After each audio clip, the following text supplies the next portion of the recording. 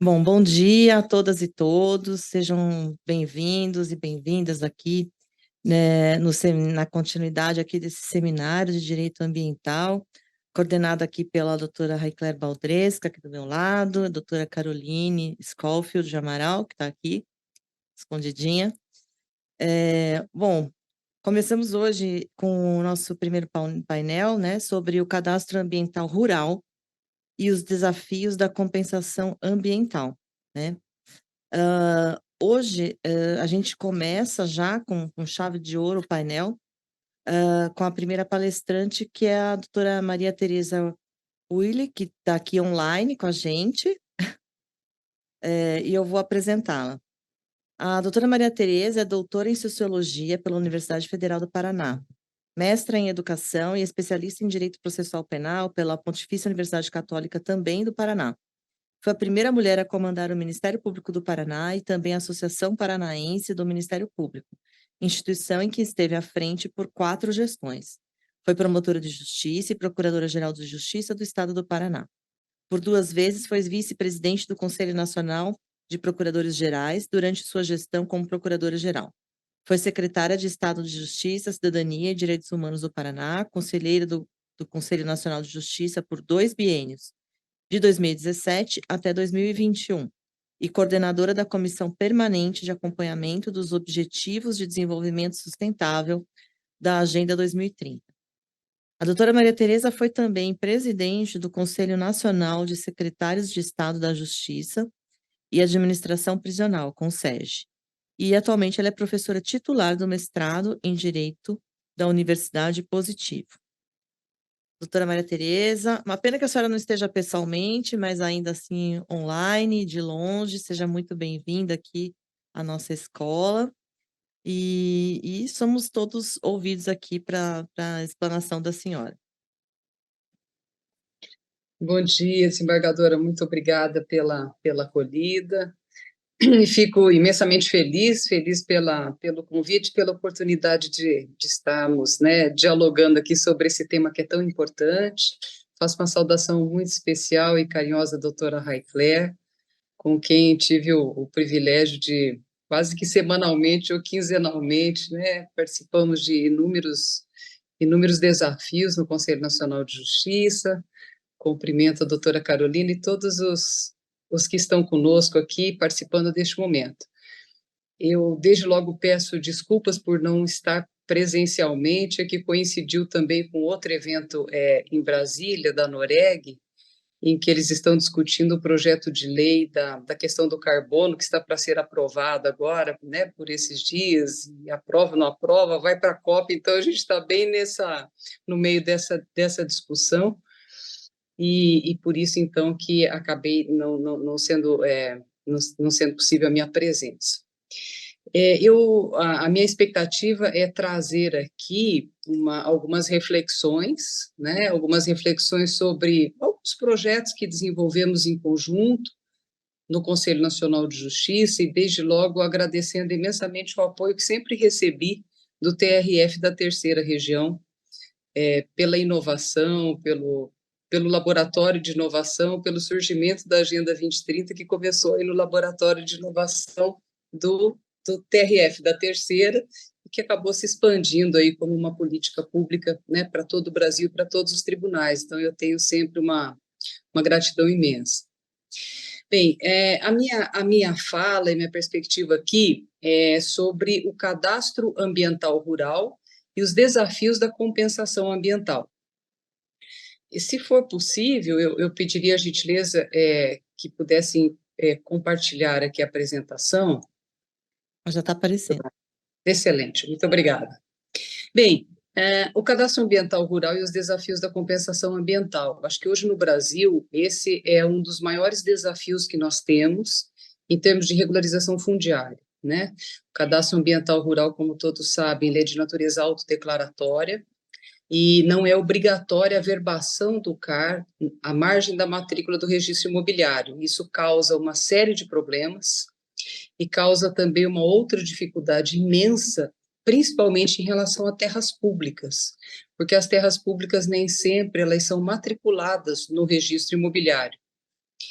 E como elas não são matriculadas no registro imobiliário, pessoas, né, particulares, privados, invasores, fazem o cadastro ambiental rural privado sobreposto em relação a terras públicas. E acho que esse foi um dos primeiros problemas que nós identificamos em larga escala como uma questão complexa no Conselho Nacional de Justiça. E temos aqui, então, no próximo slide, eu fiz muito rapidamente aqui, na introdução, um destaque aqui para a DPF 709 do Supremo Tribunal Federal, que trata dos povos indígenas. Essa DPF ela é de relatoria do ministro Barroso, e à época da pandemia, o CNJ era presidido pelo ministro Toffoli, eu fazia parte de um observatório ali de questões complexas, e fui designada como observadora nessa DPF pelo CNJ, para verificar a situação dos índios isolados e de recente contato, que eram constantes as invasões no período de pandemia.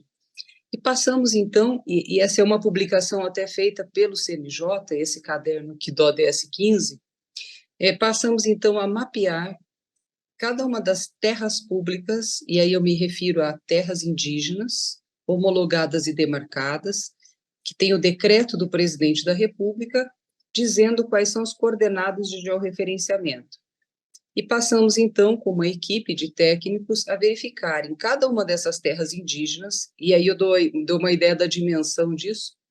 O Brasil tem 750 milhões de hectares e as terras indígenas têm 109 milhões de hectares. Mapeamos cada uma das terras indígenas e verificamos quantos cadastros ambientais rurais, privados, estavam sobrepostos a essas terras públicas.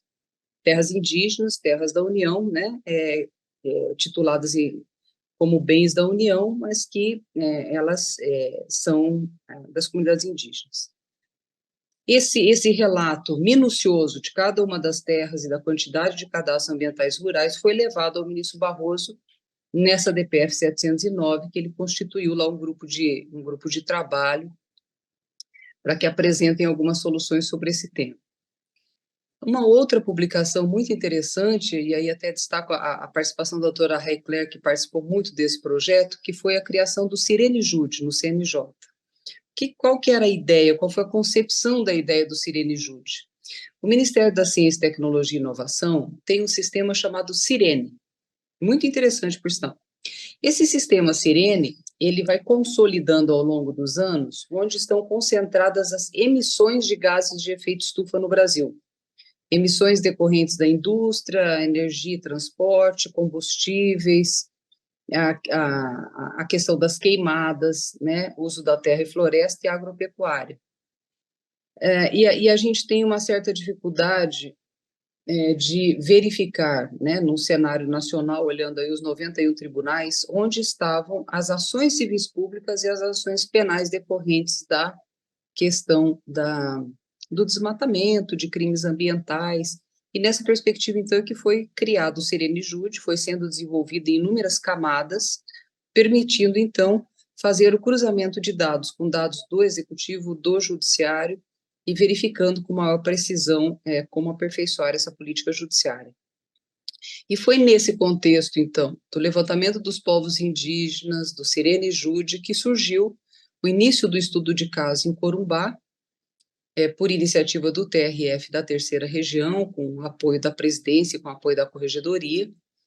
E esse trabalho, então, esse projeto Corumbá, de um lado, ele passou, e aí eu passo, então, para o próximo slide, ele passou a ser acompanhado pelo TRF no laboratório de inovação, com a participação de magistrados, de representantes do Executivo, do Ministério Público, e eu tive o privilégio de acompanhar o início desse projeto, e mesmo depois, saindo do CNJ, eu continuei acompanhando, e eu continuo acompanhando e monitorando os resultados aí de Corumbá, através de um sistema simples, um sistema de geoespacial, que ele gera alertas diariamente sobre o número de focos de incêndio que tem em Corumbá. E o que a gente percebeu é que o resultado do TRF foi muito positivo, muito positivo. Então, vamos lá. Corumbá, né, é um município do Mato Grosso do Sul, localizado próximo da fronteira com Bolívia e à beira do Rio Paraguai, território é composto 3% pelo bioma cerrado e 97% do bioma pantanal, e em determinados momentos, em alguns meses, em alguns horários, né, a gente verifica uma alta incidência de fogo de vegetação. No próximo slide, a gente consegue ver, e isso é o que eu consigo ver com esse sistema que a gente acabou desenvolvendo por curiosidade, que é o monitoramento dos focos de incêndio e notificações em tempo real. Então, todo dia eu recebo uma mensagenzinha aqui no celular, desse monitoramento aqui, dizendo quantos focos de incêndio tem em Corumbá. Passa o satélite e o satélite identifica, olha, no horário X, tantos focos de incêndio, no horário X, tantos focos de incêndio, no horário X, tantos focos de incêndio. Em média, nós temos uma média de focos de incêndio no período monitorado, de 21 a 23, de 5.490 focos de incêndio. O projeto iniciou em 11 de julho de 21 e desde então a gente está monitorando isso aqui diariamente.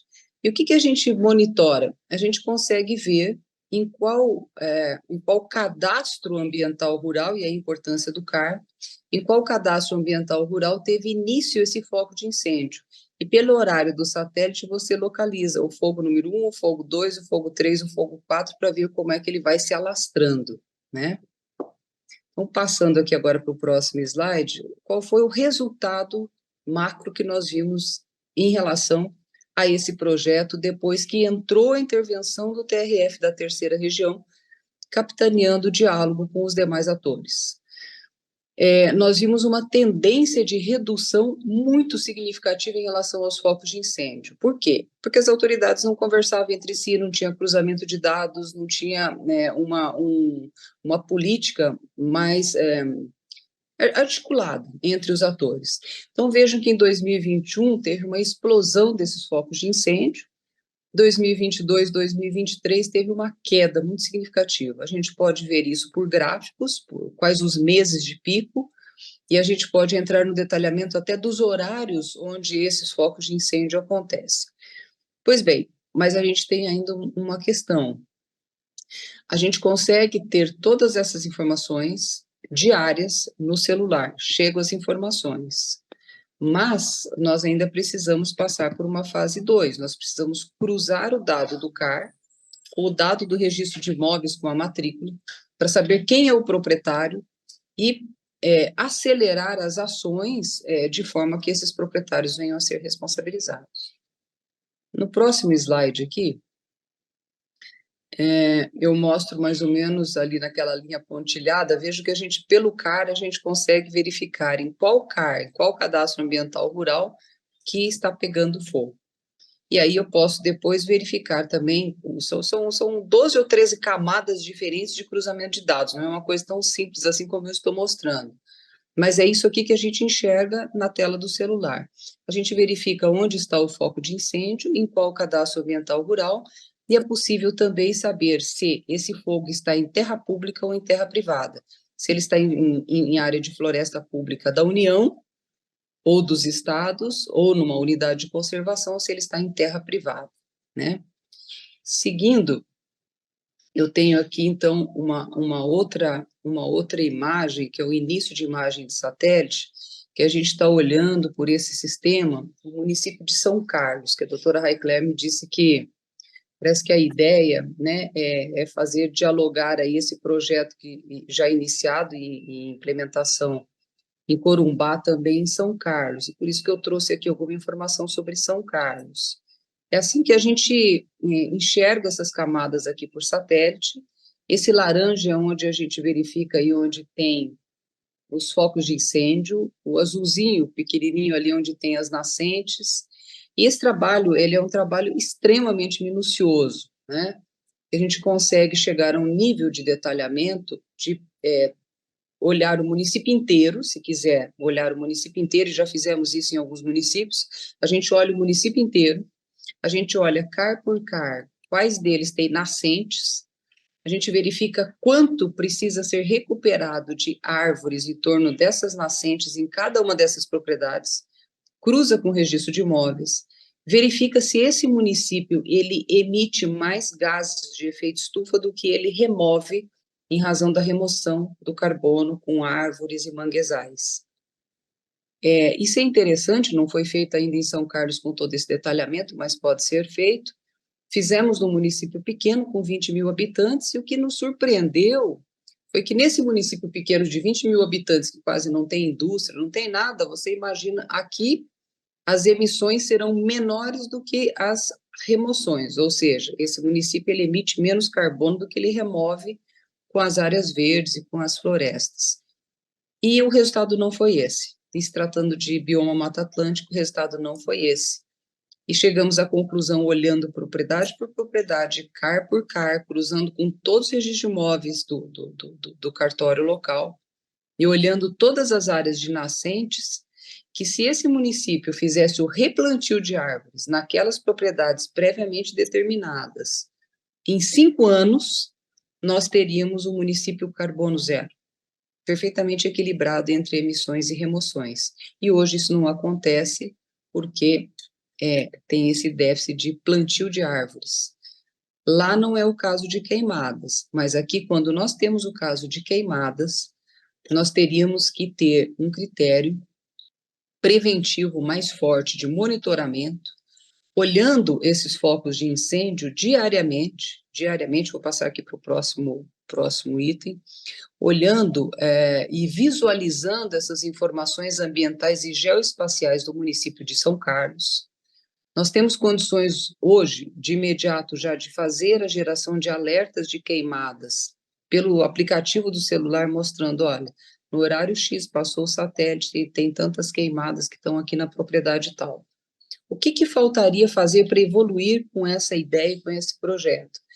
Faltaria agora, na minha modesta visão aqui, uma reunião de alinhamento em laboratório, com o Laboratório de Inovação do TRF da Terceira Região, de padronização de como poderia ser feito um relatório de geointeligência correlacionando possíveis ilícitos ambientais, enquadrando o cadastro ambiental rural, o SIGEF, que é o Sistema de Georreferenciamento do INCRA, com o registro imobiliário.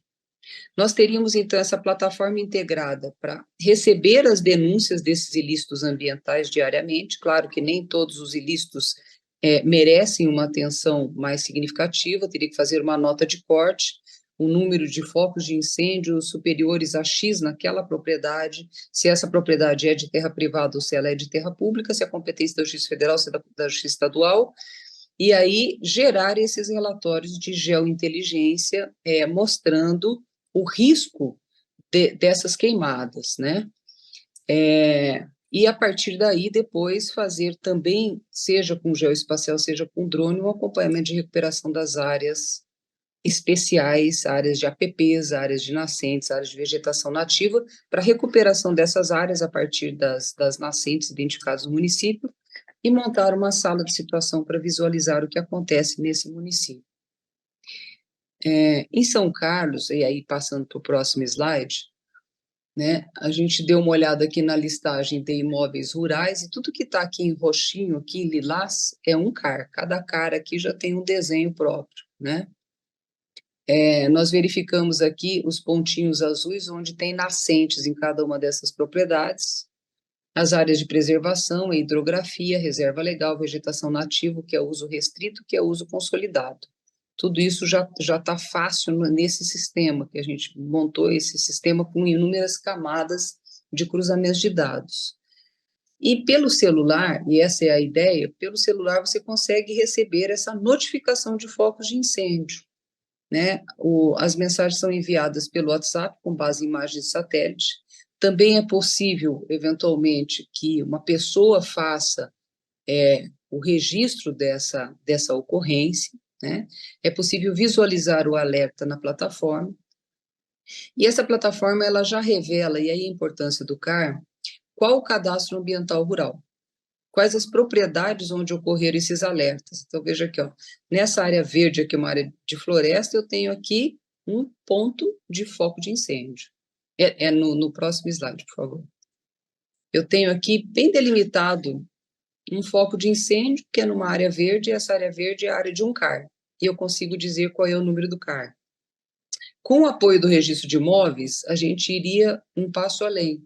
Cruza o CAR com a localização geográfica da matrícula no registro de imóveis e já se chega ao proprietário. A nossa sugestão seria, então, da elaboração, em termos de colaboração, de apoio, de cooperação, de relatórios de geointeligência, tanto para São Carlos quanto para Corumbá. Era esse o ponto que eu queria chegar. Verificar se é interessante, né, e se for interessante, que a gente possa desenvolver com o laboratório do TRF um modelo de relatórios de geointeligência, selecionando o município, as datas e satélite, né, que será utilizado. O SIG-Clima fará um ranking dos imóveis rurais que tiverem o maior número de focos de queimadas no período relacionado. Isso pode ser feito diariamente, inclusive, porque a gente tem as imagens diárias do que acontece. Geração de mapas de cada um dos cadastros ambientais rurais, mostrando a área do imóvel e onde foram detectados os focos. Aí, claro, fazendo uma delimitação, imagino, para aquilo que forem as terras públicas, né, e principalmente as florestas públicas e unidades de conservação de âmbito federal. E a gente pode fazer essa delimitação e gerar esses relatórios de geointeligência a serem criados de forma conjunta com o próprio laboratório, envolvendo os diversos atores aí, né, Ministério Público, Poder Executivo, os bombeiros, enfim, Defesa Civil e outros órgãos importantes. Esse relatório de inteligência, e é aqui que a gente está chegando agora exatamente nesse ponto, a gente está terminando agora de deixar disponível um sistema para celular que qualquer pessoa possa fazer o registro dessa ocorrência. O problema não está no sistema e nem no aplicativo. O problema é como integrar essa informação que chega, né? E aí é o próximo slide, como integrar essa informação que chega aos canais do Poder Judiciário ou aos canais do Ministério Público. Pode passar mais um slide, por favor. Aqui, ó, a ideia é essa, você tem no celular, vai ali de registrar, está ocorrendo queimada, garimpo ilegal, desmatamento, invasão de terra indígena, invasão de terra pública, caça ou pesca ilegal, descarte ilegal de resíduos, derramamento de mancha de óleo e tal. Não haveria problema de disponibilizar o aplicativo e permitir que o cidadão, por exemplo, lá no município de São Carlos, lá no município de Corumbá, onde for determinado, que ele faça essas ocorrências. O problema é que quando isso chega para o sistema, a gente tem que criar um fluxo de encaminhamento. Para onde vai essa informação? Como é que a gente qualifica um relatório geoespacial e encaminha para a autoridade competente? Esse me parece que é um gap importante. E esse gap, talvez seja possível fazer aí, eu não sei se isso é possível, mas eu acho que sim, fazer uma modalidade ali entre classe e assunto, uma reclamação pré-processual. Por meio da reclamação pré-processual, entrar com um relatório geoespacial no Poder Judiciário, pedindo que aquela informação, claro, uma informação já qualificada, né, previamente estudada, ou pelo menos minimamente estudada, com a identificação de onde é que ela ocorreu, verificar se tem, por exemplo, a identificação do CAR, sobre CAR, pegou fogo. De quem é esse CAR? O CAR é privado, mas é um privado que está em cima de floresta pública. Então, isso daqui, em tese, vai ser crime ambiental. Eu cruzo o CAR, cruzo com o registro de imóveis, pego a imagem de satélite, faço o print, faço um relatório geoespacial, insiro no sistema do Poder Judiciário como uma reclamação pré-processual para que seja encaminhado ao Ministério Público, por exemplo. É esse link que eu acho que está faltando, né, para que a gente possa contribuir aí de uma forma mais efetiva com o resultado final que se espera para redução do desmatamento, né? Aí pode seguir mais um aqui, ó. Aqui, por exemplo, você tem as denúncias de queimada. Como que você enxerga isso aqui no aplicativo? É exatamente assim, né? Pode seguir. As vantagens desse aplicativo é que ele funciona sem internet, ele envia localização geográfica, já diz onde está acontecendo, ele envia foto, envia denúncia ambiental, ele gera um engajamento fácil e ele pode facilitar a integração entre a sociedade civil, poder executivo e judiciário. Permite até o envio de denúncias anônimas, que normalmente aí teria que fazer uma qualificação desse dado. No próximo item, eu tenho aqui algo que é integração, e eu acho que aí é que é o ponto.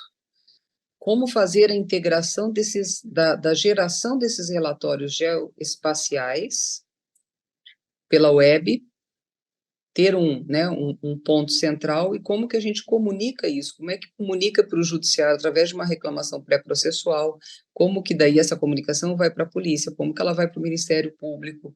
Então, aquilo que vem do aplicativo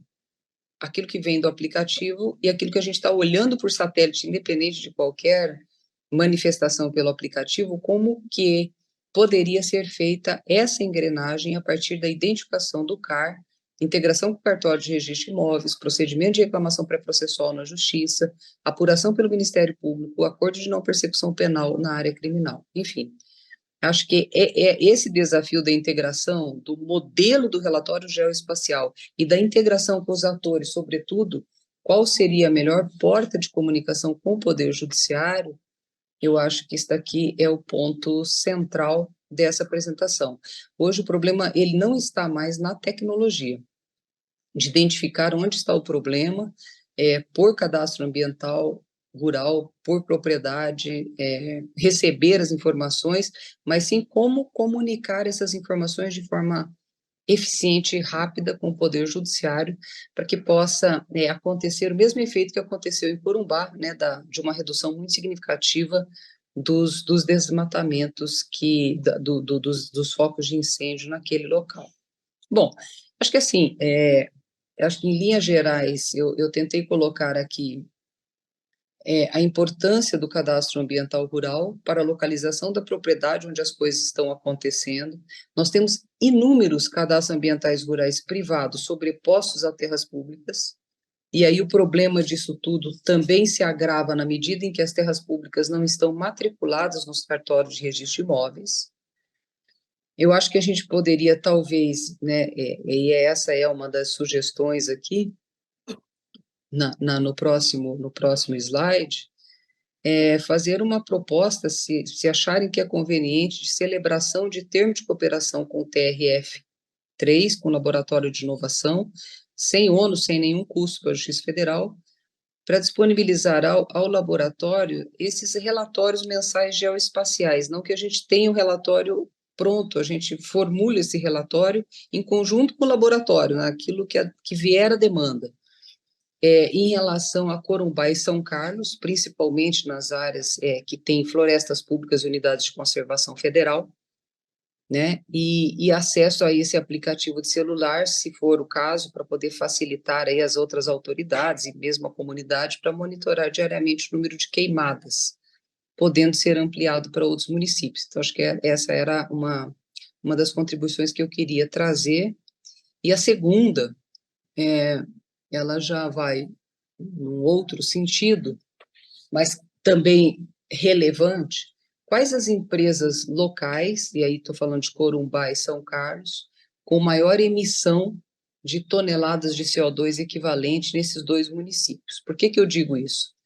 Eu digo isso porque essas indústrias, né, provavelmente são indústrias de mineração, essas indústrias que mais emitem CO2. Agora, por força desse projeto de lei do carbono, que está para ser aprovado, a gente vai ter aí um sistema brasileiro regulado em relação ao carbono e principalmente a emissão de carbono industrial. Se nós fizermos essa identificação de quais são as indústrias que mais poluem, essas indústrias que mais poluem e aquelas que poluem acima de 10 mil, 15 mil toneladas de CO2 equivalentes, elas terão que reportar e monitorar as suas emissões, reduzir as suas emissões ou compensar as suas emissões. E para compensar as suas emissões, elas vão precisar adotar medidas internas, mas também elas vão precisar adquirir carbono florestal ou carbono de manguezais.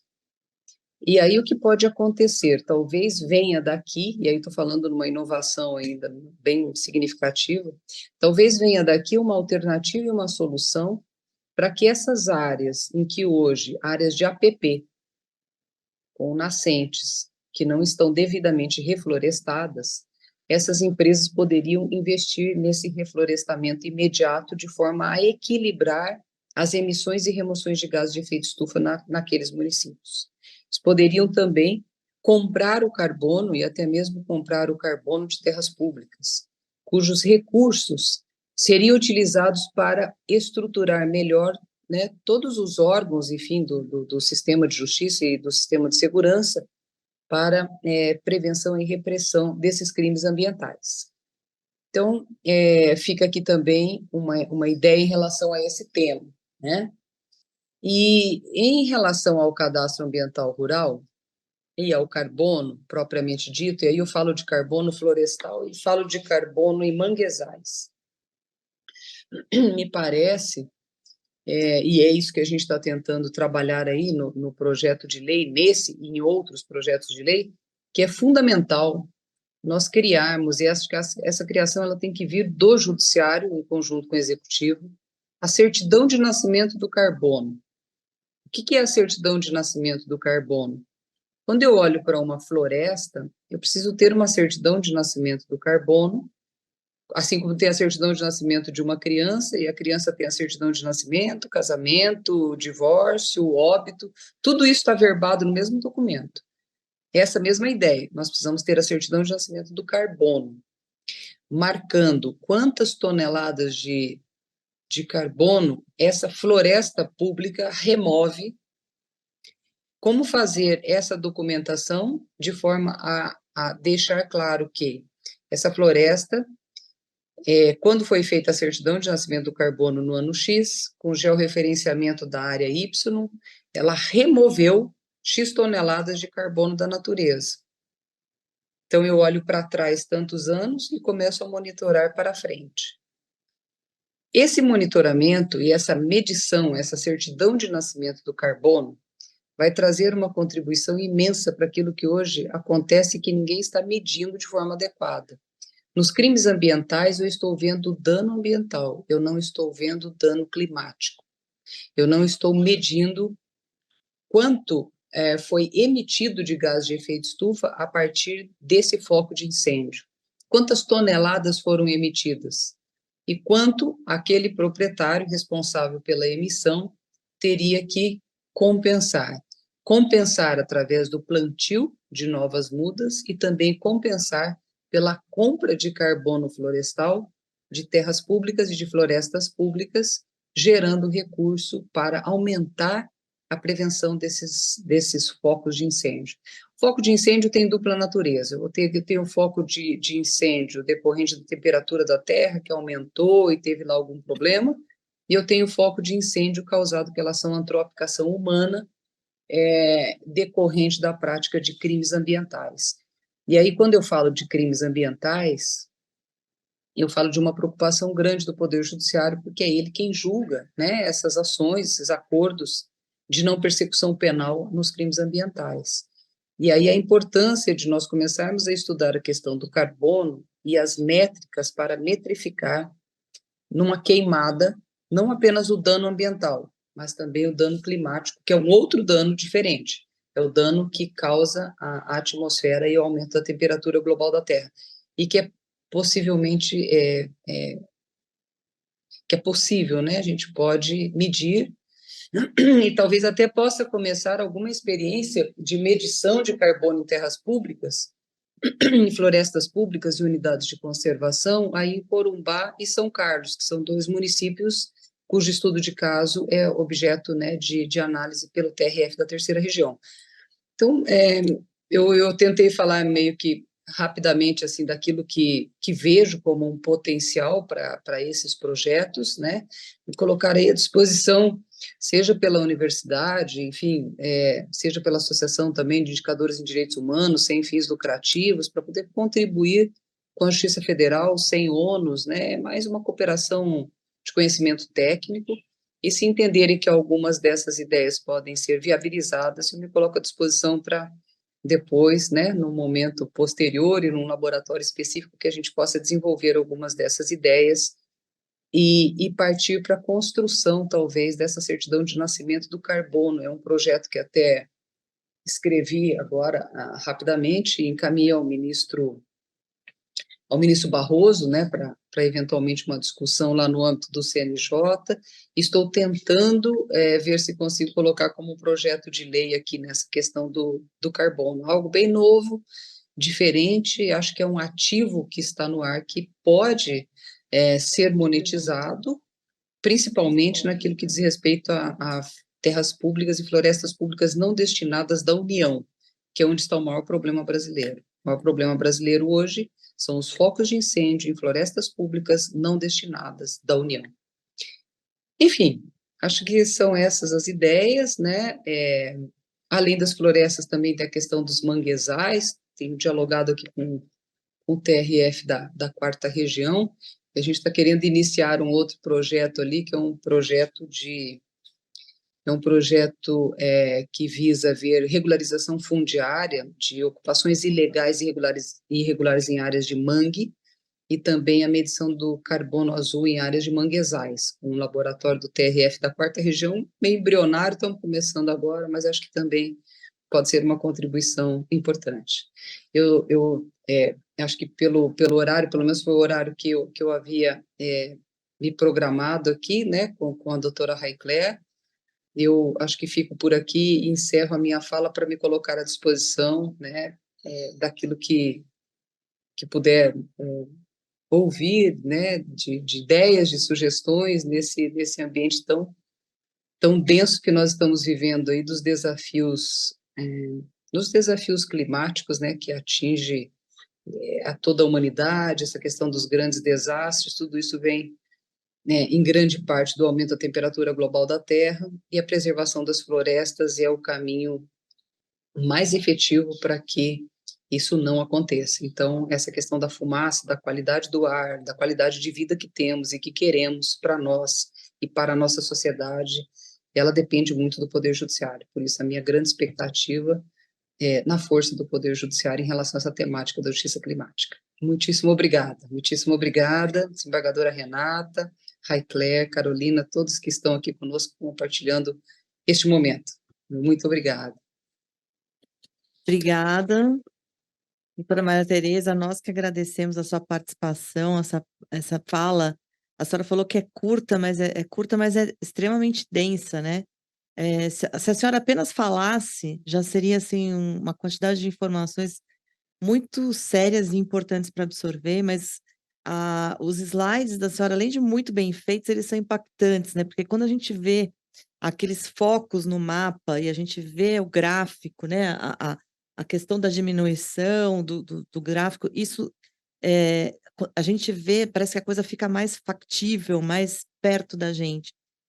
E realmente a senhora conclui, né, falando da ampliação para outros municípios, e foi o que ficou reverberando aqui na minha cabeça durante toda a sua fala, porque eu falei, nossa, se isso está acontecendo em Corumbá, imagina no resto, né, no resto do país, aonde mais está acontecendo, em que o grande problema, então, é justamente a questão de cadastros, de matrículas, e de conversa, né, entre as instituições, que acho que é um problema aí que a gente vê, né, quando as instituições começam a conversar, começam a se aliar, elas começam a ver que elas têm problemas comuns e soluções até que já foram tentadas e experimentadas, né?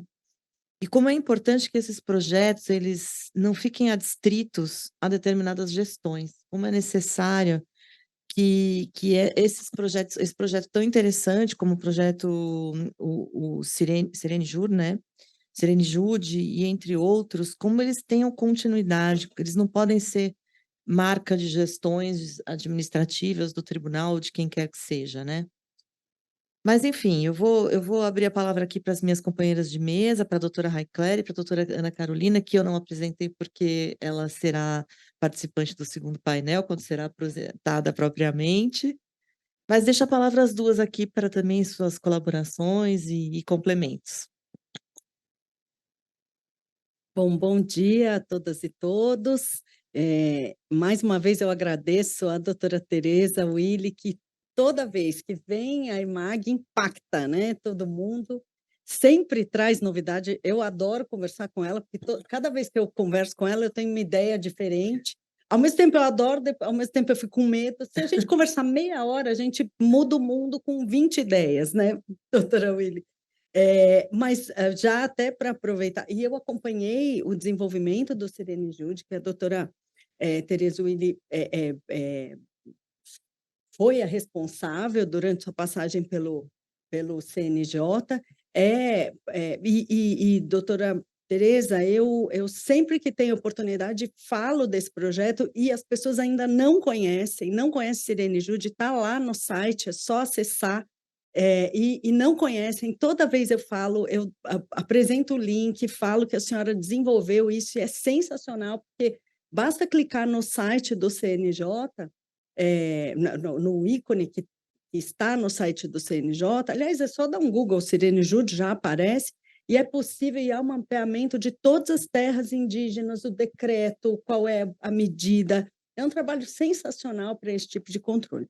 Mas eu não vou me alongar, eu só queria dizer, doutora Willi, que eu já anotei aqui, e nós já vamos marcar uma oficina no laboratório, porque eu tive também várias ideias aqui ouvindo a senhora. A gente tem um grupo de trabalho de ambiental, eu já tinha até adiantado isso para a senhora, e a gente estava pensando em como, aliás, esse seminário foi produto do grupo de trabalho, são vários juízes que estão, inclusive, participando desse seminário, alguns aqui presencialmente, como o Fernando Nilson, que é o juiz de Mato Grosso do Sul, a Janaína, também de Mato Grosso do Sul, doutora Caroline, que está em São Carlos, e por isso que a gente pediu São Carlos, porque ela é integrante do grupo de trabalho que tem jurisdição lá em São Carlos, então a gente queria fazer uma comparação, né, desse trabalho. O doutor Paulo Arena, que é o juiz auxiliar da presidência, vários outros colegas estão aqui, doutora Anita Villani, doutor Roberto Campelo, não vou nem mencionar, vou acabar esquecendo alguém.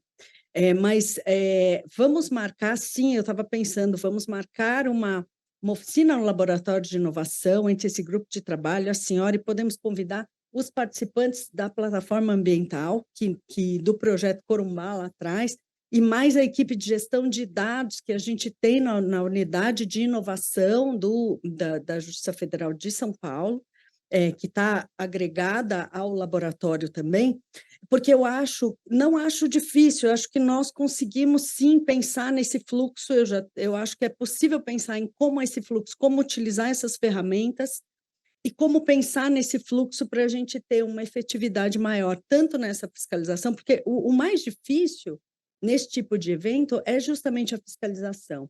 E essa ideia que a doutora Tereza trouxe, de que a fiscalização fica na mão do cidadão, isso funciona, o Disque Denúncia está aí, não nos deixa mentir há tantos anos, né?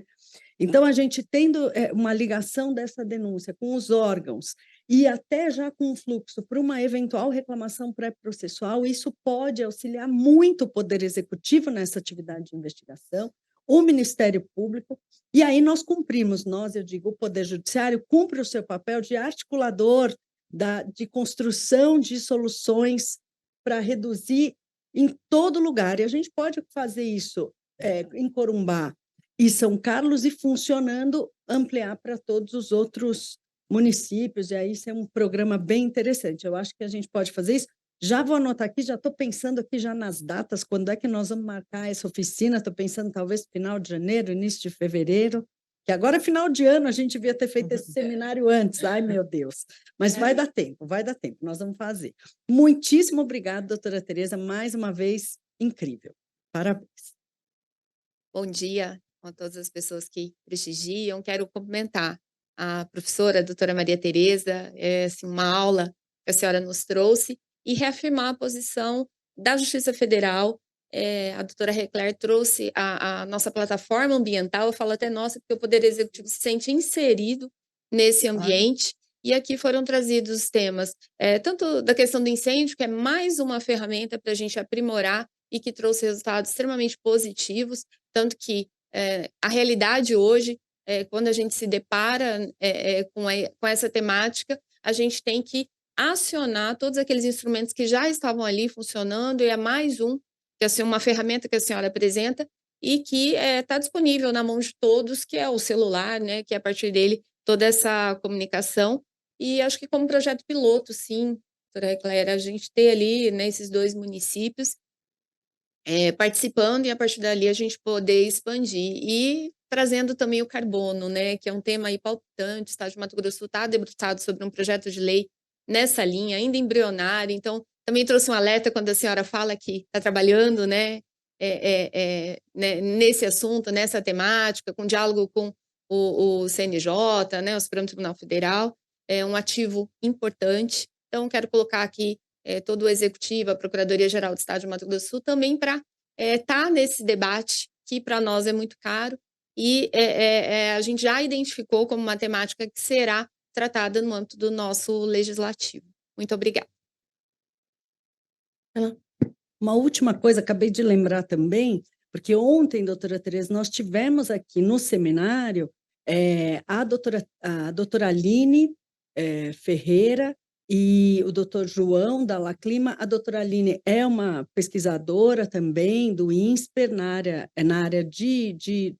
ela é representante do mercado financeiro na Ambima, participa da Ambima, e tratou justamente da questão do crédito de carbono, sob o ponto de vista do mercado financeiro, mas sob o ponto de vista jurídico também, e já ontem se colocou à disposição também para participar dessa discussão, de como podemos construir de uma forma melhor isso. Então, nós também já podemos convidá-la para participar dessa discussão, porque é importante, né? Eu insisto nisso, de a gente pensar nos instrumentos financeiros que podem estimular também, como a própria doutora Tereza falou, estimular também a preservação ambiental